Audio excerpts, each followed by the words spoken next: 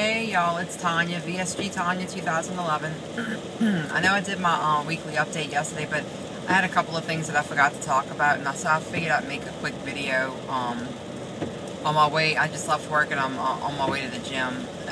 So one of the things I forgot to talk about was on Monday, I did, and a group of girls in the Sassy Sleevers on Facebook, we did a yoga day, which I had never done a yoga day before, and something, I think it started with Amy Esty Mom. She'd done it, she's done it for a long time, and Robin, Texas Mom 2011, said, hey, what do y'all think about doing a yoga day? So we all kind of chimed in and said, yeah, and I love my Greek yogurt, and so I'm always looking for an excuse to eat Greek yogurt, so I'm like, yeah, great. And, some people have been known to lose a bunch of weight doing yoga days, so I didn't really see how I could possibly lose that much weight doing a yoga day, because when you look at the stats, it's about the same as when I have a regular food day. So, but I figured, I don't care, it'll be fun to do. So we did that on Monday, and just I had an observation from it, and I just thought it was really interesting. Backing up, ever since I hit my 6-month mark, I've been, I don't want to say hungry, because it's not hungry. I've been having more of a desire to eat, and I don't know if it's, emotional eating or what, I don't know, but like just a desire to eat and snack, and I've been fighting it pretty good, or at least when I do eat, I'm making the right food choices, so it's fine. So what I noticed was, well, in the back of my mind with all that kind of snacking and stuff that I've been wanting to do, I've been feeling like, oh God, I'm getting hungry. I'm hungry.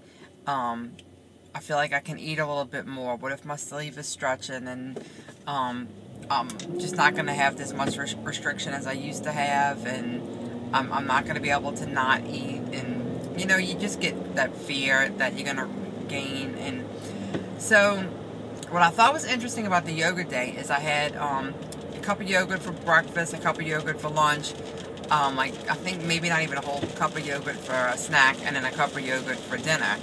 And I was not hungry at all the entire day. I felt totally satisfied. I didn't even have a desire to snack. And I think it's because mentally I knew it was yogurt, yogurt, or yogurt. There were no other options out there for that particular day.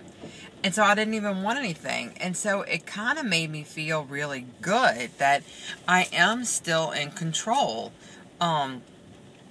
Normally we've all lost and gained weight a bunch of times, and normally when I've gotten to a low point where I'm happy, I immediately start to gain it back. But it's so odd for me right now that I'm happy with the way I'm eating, and I'm not hungry. And if I do like a little cleanse day, I remind myself that I don't have to have snacks. I don't have to, it's a desire. It's a mental desire, not a hunger desire to eat. So it made me feel a bit empowered. I feel I will probably do a yoga day, probably at least once a month, if not once every 2 weeks, just to kind of keep that in my brain that I am in control. So I had think the name out for a long time. So I'm glad Robin recommended doing that, and I would recommend it to anybody that's a few months out to, just try it if you feel like you're losing control a little bit, or you're not as focused. It helped me get back focused again. So the other thing I want to talk about, and I swore I was not going to complain about this anymore. I'm so focused on positive, but I just want to throw this out there. Hair loss. Y'all, I'm almost 8 months out, okay? And I'm still losing hair. It's not as bad as it was when it first started falling, right at 11 to 12 weeks, but it's still pretty bad. And it kind of comes in phases. Like sometimes I think it's getting better, and then this past time when I washed my hair, it really came out. I'm so thin in here. I got my sprinkle stuff in, so you can't really tell, but it's so thin.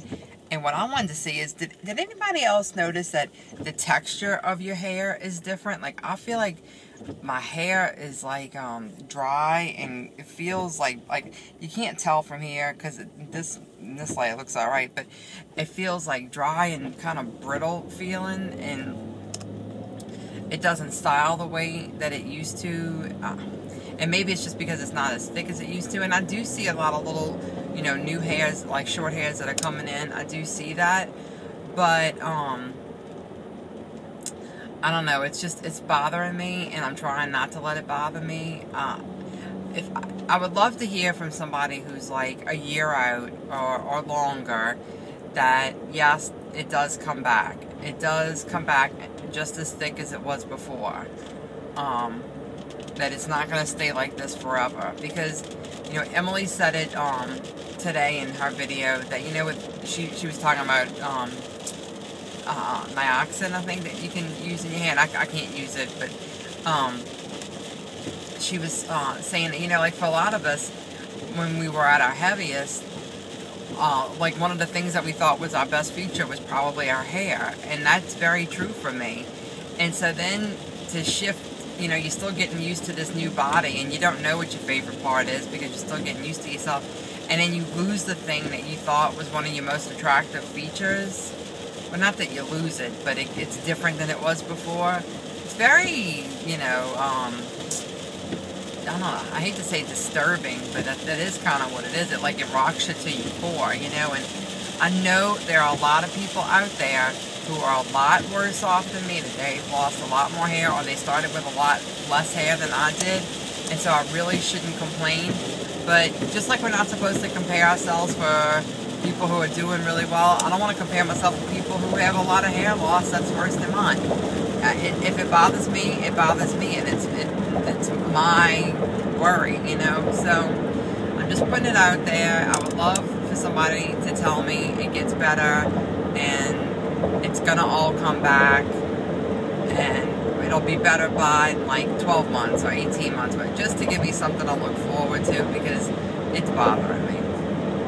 And then finally, I forgot to mention yesterday, thanks to everybody who gave me some suggestions for my tailbone pain. Nisi,